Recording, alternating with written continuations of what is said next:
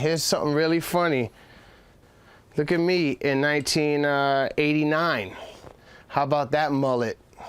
Better grab that, because those days are long gone. I used to work at a bank. I was a sales rep, customer service representative at American Savings Bank. So I used to open up accounts and CDs and tolerate all kind of garbage from people downtown Manhattan. It was a gig, man, you know? Yeah, what's up, everybody? It's your man, Tony Touch, and you are now officially checking out Crate Diggers. Let's go.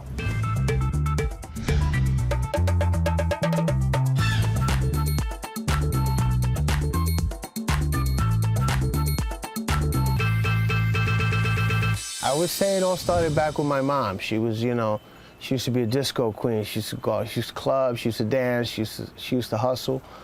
You know what I mean? Dancing hustle, not hustle. She was, you know, she's from that era. I mean, and she always used to buy records, you know, Barbra Streisand, Donna Summers, and stuff like that. And she used to bring all these records into the house. A lot of Motown, a lot of 45s, and as well as the Fania Records movement. A lot of South Side my house.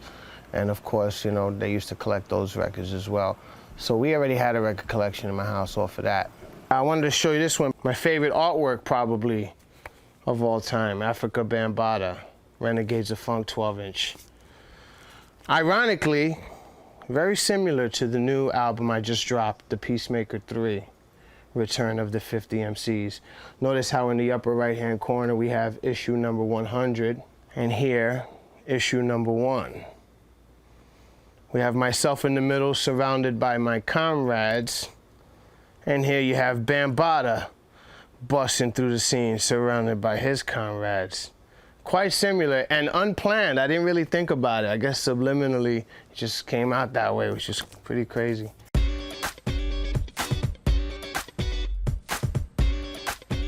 I'd say a good number to estimate it would be about 15,000 records I got here. You know, for years they were in storage, and that never felt good to have your records in storage or in somebody else's basement or whatever. So, yeah, I feel proud to say I got every piece of vinyl in this room. Now, most of these records are organized by genre and decade, and then alphabetized. Everything from 1980 up to 1990. This is all my 90s 12 inches. As you can see, I alphabetize. This is the A crate AMG. B, Black Sheep. C, CB4. E, Eric Sermon. G, Grand Poobah. H, House of Pain. S, Souls of Mischief. T, Triple Sace. Down to the W, Wu-Tang Clan. Ain't nothing to f with. Then I keep it 90s over here with my R&B stuff. Except that, I don't know what he's doing there. But as you can see, I tried to alphabetize it. That needs a little work. That's a little all over the place. Then we move here, my albums. I put all my hip hop albums in one area. I didn't really separate them by decade. A, Alcoholics. B, Big Daddy Kane. C, Lil C's. D, De La Soul. EPMD, Fat Joe. G, Ghostface. G, Gangstar. J, K, L, M. Down to Q, R, S, double T. Gotta have this in your collection. Bada bing, bada boom. A lot of all my dance music, Ultra Nate, autographed. She just DJed with me recently at the Funk Box party. And then what's going on here? Oh, these are all my 2000 12 inches, hip hop 12 inches, the year 2000 and up, which I have yet to organize. We're on our way though, another must have. And the other room is, come with me, I'll show you. So these are all my house records, 90s house, Funky Regulars, and this is all my freestyle here. Freestyle meaning like Micmac records, you know, Micmac, Judy Torres on Profile Records. Okay, here in this room, this is another part of the laboratory, of course. My little DJ set here. A couple of plaques, Gangstar Decade plaques. Messy, man, but you know, show me one DJ who ain't a little messy, man. He probably ain't working as much, to tell you that.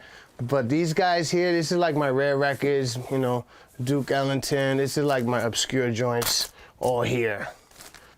Just rare finds. This is a stand-up routine. You know, Jimmy Walker, AKA JJ from Good Times. Comedy album. You know, I collect these too. I got like the early Red Fox albums and Richard Pryor and stuff like that. So, and I bought it at Funko Mart in Philly, another cool spot to shop records or shop for records. And they still might be there. It might be under a different name though.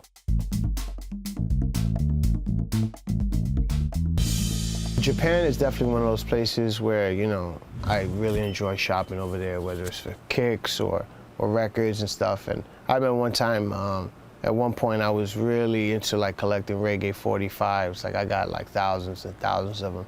And I found this one spot in Japan and I just spent like a whole day there and just like walked out of there with like $600 worth of 45 reggae records, you know, which I played probably twice and don't even play again.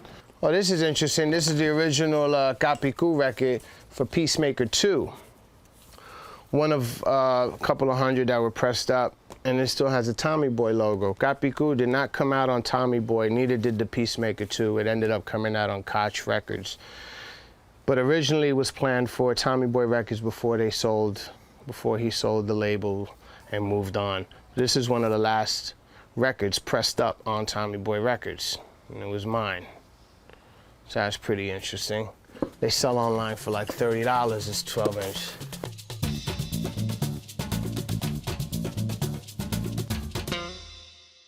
I was a dancer before I was DJing, a b-boy before anything.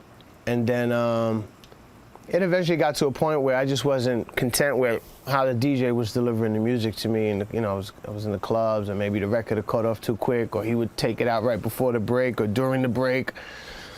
So eventually I caught the bug to wanting to DJ. This was when I was living in Orlando, Florida. I did my high school years in Orlando. I went out there when I was about 14, 15 years old. So that's where everything switched up from the dancing element to being a DJ slash promoter. I used to throw my own parties, my high school parties, back when I was like 16. You know, I put these high school parties together, and I would DJ my own parties. I mean, that's how that switched up. I was DJing in the bedroom before the parties, before promoting everything. Yeah, I was you know, a bedroom DJ. You know what I mean? I was doing that for about a year, make sure my skills were up to par before I felt comfortable enough to go public with it. And this is one of the first records. I think I stole it from the club. That's why it says Pandemonium. Pandemonium was a skating rink in Orlando, Florida. It was my first real DJ gig, club gig. It was a roller skating rink in Orlando, Pandemonium. This record is 1984. This is Gordon's Groove. Had the theme song from Andy Griffith Show. Dun-dun-dun, dun-dun-dun-dun-dun. Yeah, this is that. And then the drums come in. This is a heavy record back in '84. Shoot, I had to be about, let me see, if it was 84, 99, maybe 16, 15 years old. Yeah, I was about 15. And that was my first gig, man. Yeah, I stole this record. That's the stamp and everything. Some Michael Jackson. Ah, this is a good, rare find. Fania Records, one of my favorite labels who I'm actually putting together a compilation for them. Yeah, this is Corazon. It's an LTG exchange. It's kind of like a up-tempo, funky soul record. It wasn't really a salsa record, this one. This was kind of an up-tempo dance record. 1973. In pretty good condition too, considering, you know. This for me it's a reflection of my, you know, my years of my life growing up, and they mean, you know, songs mean, as you can see, there's stories with almost every record. You know, there's a story attached to every record here, where I bought it, who gave it to me, where, you know, whether I stole it or my first album or my favorite album. So there's kind of like a biography of my life. So that's one reason for keeping it. Second reason for keeping it is because I think years and years down the line, it's going to mean maybe a lot more than what it's meaning now. Even though it's making this comeback, but I feel like, you know, 20 years, people are really going to be looking for these things, you know what I mean? And it's going to have a lot of meaning, and it's, you know, some great archive. It's great to archive it, man, you know what I mean? 'Cause this is history right here.